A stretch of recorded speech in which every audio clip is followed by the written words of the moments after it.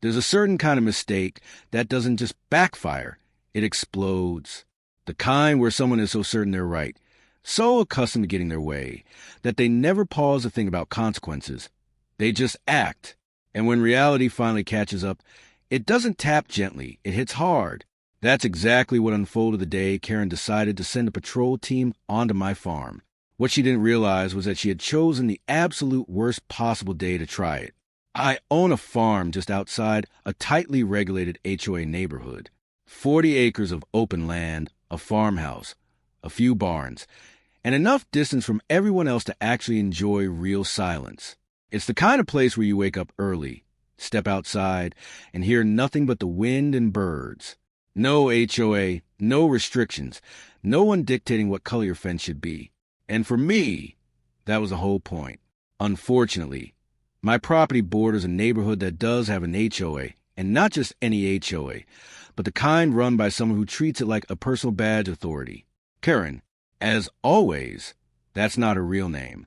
But if you've ever dealt with someone who thinks holding a clipboard makes them powerful, you know exactly the type. Our issue started small. They always do. At first, it was complaints about my farm equipment being visible from the edge of their neighborhood. Then it became the smell. Yes, the smell. Apparently, living next to a farm and being surprised that it smells like a farm was somehow my fault. I ignored most of it because legally, they had nothing to stand on. My property wasn't part of their HOA. I followed every county regulation. Everything I did was completely within my rights. That didn't stop Karen. She began showing up uninvited, standing at the edge of my land, snapping photos, jotting down notes, acting like she was documenting a crime scene. The first time I confronted her, she didn't even try to hide it. "We've received multiple complaints," she said, "from people who chose to live next to a farm." I replied, her lips tightened. "You need to make adjustments." "No," I said plainly. That single word seemed to offend her more than anything else. Over the next few months, things escalated. Letters, emails, attempts to involve the county. Every complaint led nowhere because there was nothing to enforce. But Karen wasn't after enforcement. She wanted control. And when she couldn't get it through official channels, she decided to try something else. It happened on a Thursday afternoon. I remember because it was one of the rare days I wasn't alone on the property. My cousin, who happens to be a county sheriff, was visiting. He had the day off and stopped by to catch up and maybe enjoy some quiet time away from everything. We were inside the farmhouse, sitting at the kitchen table, talking over coffee, normal, relaxed, until we heard it. Engines, multiple vehicles pulling up fast. I frowned and stood, walking toward the window.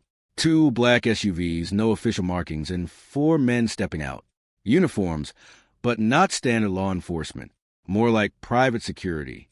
"Expecting company?" my cousin asked. "Nope," I said. We watched as they approached the front gate. They didn't knock, didn't call out. One of them went straight for the latch and tried to open it. Locked. So he stepped back and gestured to another. That's when I saw the bolt cutters. My jaw tightened. "You've got to be kidding me," I muttered. My cousin stood up slowly. "Those aren't deputies," he said. "I know." We stepped outside just in time to hear the first sharp snap of metal. They cut the lock, opened the gate, and were already stepping onto my property. "Hey!" I shouted, walking toward them. "What do you think you're doing?" They didn't stop, didn't even look surprised. One of them, the one clearly in charge, turned slightly and said, "We've been authorized to access this property." "By who?" I demanded. "The HOA," he replied. Of course she did. "You're trespassing," I said. "You need to leave. Now." He shook his head. "We're here to conduct an inspection." That's when my cousin stepped forward, calm, but with a presence that instantly changed the atmosphere. "No, you're not," he said. The man finally looked at him, really looked, and something shifted. "Who are you?" he asked. Instead of answering, my cousin reached into his jacket, pulled out his badge, and held it up. Everything stopped. Silence. The kind that arrives so suddenly it almost feels loud. The man's expression shifted from confident to confused to deeply concerned. "You broke a lock," my cousin said evenly. entered private property without permission, and you're claiming authorization from a homeowners association? No one responded. There wasn't a good response. There is no legal authority here, he continued. What you've done is criminal trespass, possibly more. One of the others shifted uneasily. We were told. I don't care what you were told. My cousin cut in. I care about what you did. I pulled out my phone. Sheriff's office is already on speed dial, I said. That's when the panic set in. Look, we can explain, the leader said quickly. You can explain to them, I replied. Within 15 minutes, actual patrol units arrived. Lights, sirens, no confusion this time. The situation was obvious the moment they saw the cut gate, the unauthorized entry, and my cousin standing there with his badge. The 4 men were detained, questioned, and eventually taken in. But that was just the beginning. Because once the story came out, once it became clear that an HOA had hired a private patrol team to force entry onto private property, things escalated quickly. Legally, very quickly. It didn't take long to trace everything back to Karen. She had authorized it, signed off on it, claimed the farm was a nuisance that needed investigation. She thought hiring a private team would make it seem official. She thought no one would question it. And she definitely didn't expect a sheriff to be sitting inside the house when it happened. The charges stacked up fast: trespassing, destruction of property, unauthorized enforcement actions, and for Karen, conspiracy and facilitation.